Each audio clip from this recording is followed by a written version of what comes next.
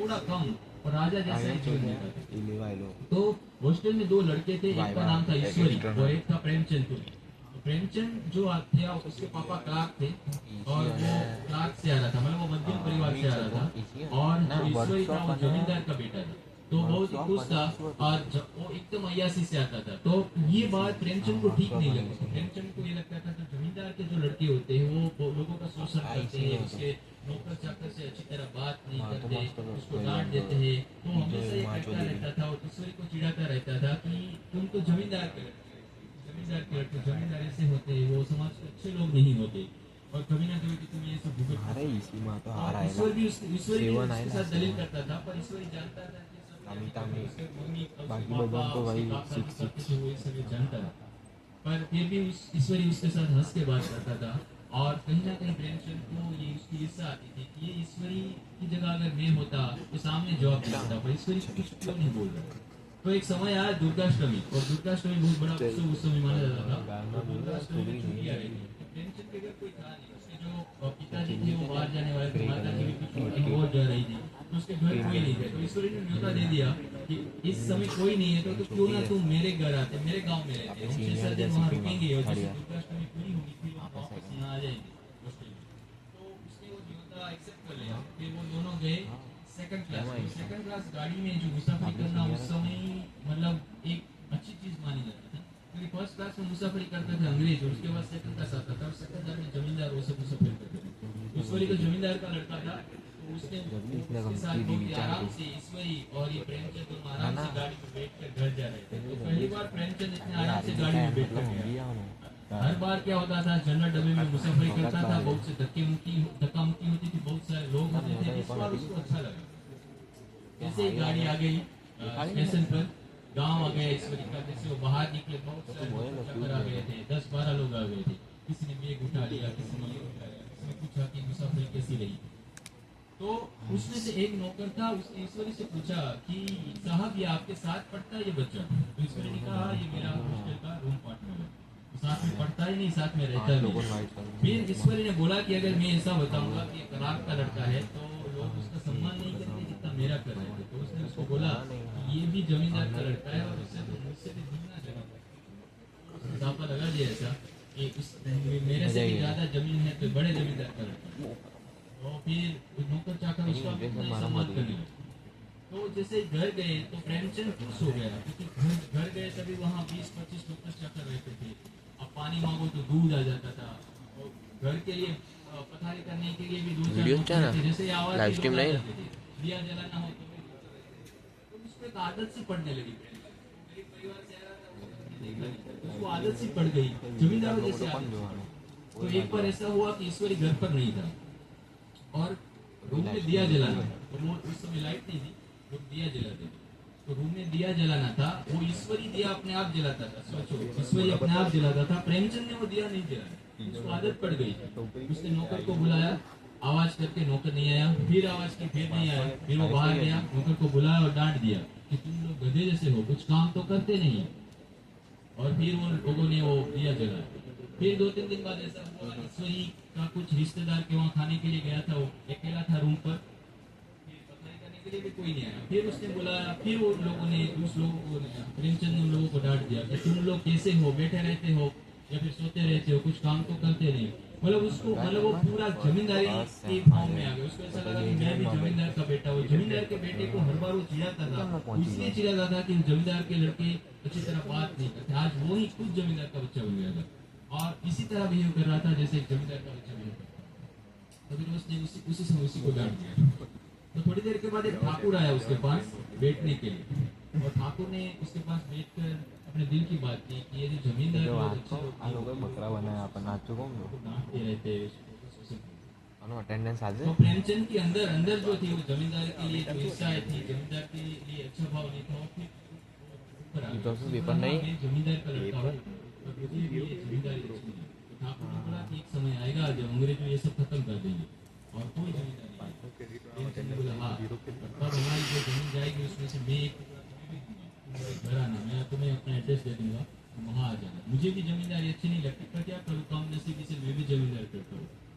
तो फिर उसको दूसरे दिन पता चला ठाकुर चला गया, वो सो गया, फिर सुबह उठा तो पता चला कि ठाकुर इतने फॉर्म में आ गया कि उसने पत्नी के साथ बदतमीजी की और गांव में जो एक जमींदार था उसके साथ भी लड़ाई हिंदी की। भाषा में कॉम वो भांग पी गया। तो ऐसे करते करते दुर्गाष्टमी पूरी हुई और उसको वापस घर जाना पड़ा। तो ईश्वरी ने टिकट करवाई, तो इस बार कहानी कुछ अलग हुई क्योंकि सेकंड क्लास में टिकट नहीं मिली, सब लोग घर पर वापस लौट रहे थे और पूरी ट्रेन जो सब डिब्बे थे सब बैग थे। सेकंड क्लास में कोई टिकट नहीं थी, उसको जनरल डब्बे में लेना था। तो वो चले, ट्रेन को अच्छा नहीं लग रहा था पर क्या करे, जाना तो पड़ेगा। जैसे ही वो ट्रेन में बैठे तो अब इस समय आते समय कुछ चीजें अलग थी क्योंकि वो सेकंड क्लास था और आराम से आए थे। इस बार जाते समय बिल्कुल अलग थी। वो जनरल डब्बा था और इतने ही लोग उसमें थे कि वो सांस भी नहीं ले पा रहे थे। और फिर थक कर ईश्वरी जो ट्रेन का जो बाहर का डब्बा होता है जहाँ मतलब जो गेट रहता है गेट के पास आके बैठा हो, खुली हवा लेना, सांस भी लोग ले नहीं पा रहे। तो उसने देखा कि एक आदमी आया, फिर उसके आगे सामने खड़ा हो गया, कुछ अच्छी मतलब 2-3 बार हवा ली, फिर अंदर चला गया। तो वो चीज प्रेमचंद को अच्छी नहीं लगी। तो दूसरी बार फिर भी वो आया 2-3-5 मिनट के बाद, फिर वो हवा लिया, फिर लेके अंदर चला गया। तो फिर उसके दिमाग में गुस्सा आ गया ईश्वर कि ये क्या, प्रेमचंद को गुस्सा आ गया कि ये लोग क्या कर रहे हैं, आज आ रहे हैं जा रहे हैं। उसने उसको तो तमाचे जड़ दिए। तो तमाचे जड़ दिए तो माहौल गर्म हो गया और सब लोग वहां पर आ गए। सब लोग बोलने लगे कि आप अच्छे परिवार से हो, जमींदार के लड़के हो, तो यहाँ हमारे साथ क्यों मुसाफरी करते हो, आपको सब ऐसे चाहिए तो अंदर तो आप अपने सेकंड क्लास में जाके मुसाफरी करो। तो माहौल गर्म हो गया। सब लोग ने बोला कि एक आदमी सांस लेने के लिए बाहर आता है तब उसको भी आप तमाचे जड़ देते हो, वो भी आप साथ नहीं कर सकते। माहौल गर्म हो गया और बहुत सारे लोग आ गए, तो बस मारा मारी का माहौल हो गया। तब ईश्वरी वहां आया और ईश्वरी सबको ठंडा किया और इंग्लिश में अपने फ्रेंड को बोला कि what rubbish things you are doing. तो फिर उसको लगा कॉपी का ऊपर ना आवाज में आया, उसको लगा वो जमींदार का लड़का है। जितने भी दिन गए यहाँ पे मुझे भी क्यों कैसा अच्छा है? मैंने भी जमींदार का धीरे धीरे उसका नशा होने लगा। तो ये जो कहानी थी वो उसका नाम था नशा। तो ये 3 कहानियां थी प्रेमचंद की। आप अगर समय मिले तो प्रेमचंद की कहानी पढ़ना। एक्चुअली यहाँ पर एक कन्फेशन में करना चाहूँगा। बोला कि आप प्रेमचंद के बारे में बोलना है, तब मैंने एक बुक खरीदी, उसका नाम था गोदान। उसकी बहुत फेमस उपन्यास थी, तो मैंने गोदान पढ़ना शुरू किया। बट गोदान बहुत ही करुण बुक, मैं पढ़ नहीं पाया। वो 500 पेज की कुछ बुक है, 20-25 पेज पढ़ते मेरा हृदय भारी हो गया क्योंकि उसमें मतलब वो इतनी डार्क बुक है और कहानी भी मतलब इस तरह चलती है, हर एक पात्र इस तरह चलते हैं जैसे एकदम डार्क लगे। और मैंने इतना गरीबी जिसको एक गरीब ऐसी बुक पढ़नी चाहिए क्योंकि हमें उस चीज़ों का एहसास होता है जो हमने कभी देखा नहीं, हमें वो महसूस करना है, तभी हम एक अच्छे इंसान बनते हैं। नहीं तो हम कोई भी टाइम उस चीज़ नहीं देख सकते जो हमें देखना चाहिए, हमें सब कुछ देखना चाहिए। तो ये जो गोदान है वो बहुत ही करुण बुक थी और 20-25 पेज पढ़कर मुझे लगा कि मैं ये नहीं पढ़ पाऊंगा। 500 पेज मैंने वो बुक रख दी और मैंने दूसरी बुक मानसरोवर पढ़ी है। वो मानसरोवर आप जरूर पढ़ना क्योंकि उसमें छोटी-छोटी कहानियां हैं, तो आप जैसे कहानी पढ़ते हो फिर ये कहानी पूरी हो जाती है। ये इस टाइप की कहानियां हैं। और प्रेमचंद जो कि हिंदी के और प्रेमचंद का जो हिंदी साहित्य का जो प्रधान है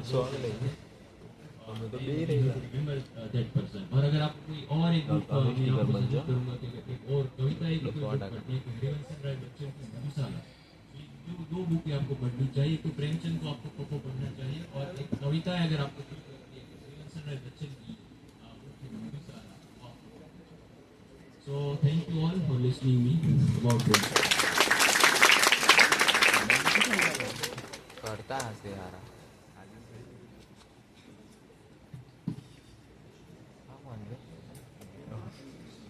माइक काढू पडू